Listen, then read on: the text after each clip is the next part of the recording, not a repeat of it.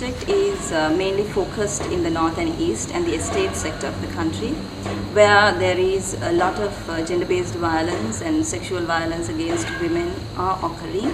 And this technique of empowering women is the forum theatre, we call it. It's a street drama using the youth in these respective areas to educate women as well as men on women's rights, why it is important to prevent and eradicate violence against women.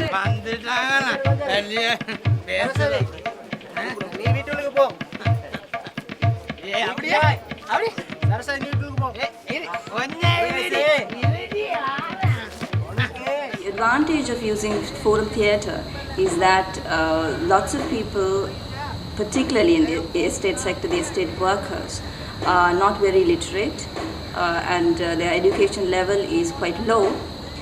So being a performing art, the street drama has been effective.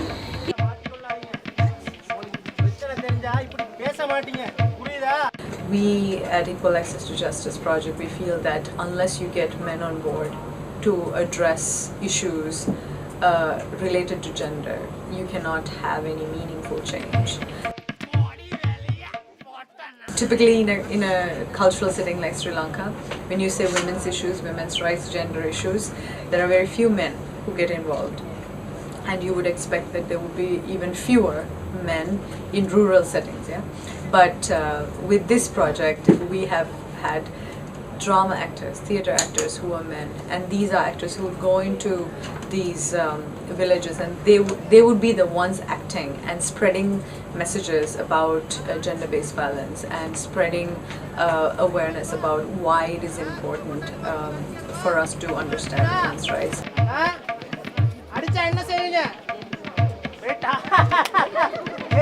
When it comes from a man, it's a complete, it's a different picture for anybody who's watching.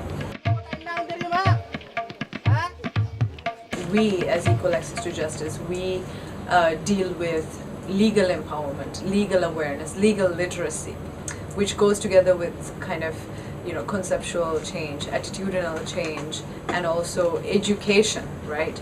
But there are other UN volunteers working in other types of development areas in these fields that those people are able to help us out on the field in terms of recruiting other people into our programs or putting together a workshop in their village and so on and so forth.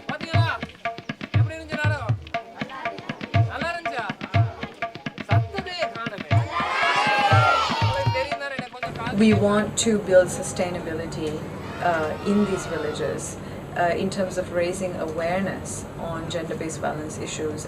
So we have used volunteers. We employ volunteers from these villages to act as resource persons so that they can in turn disperse information about gender-based violence and rights related to marriage, divorce and maintenance. The people from the village listen to their own people more than they listen to anybody coming from outside and telling them what to do. First, we did a headhunt. That's one of the strategies that we used. We did a headhunt. Well-respected people in the village, young, enthusiastic, energetic individuals who have a passion for addressing social issues. And the second thing that we did was we used local, national volunteer networks such as Sarvodaya to go into these communities and at the grassroots level to recruit these individuals into our program. Or if a woman does something wrong, we say, okay, he's just a woman, that's just the way they are. We create these differences, right?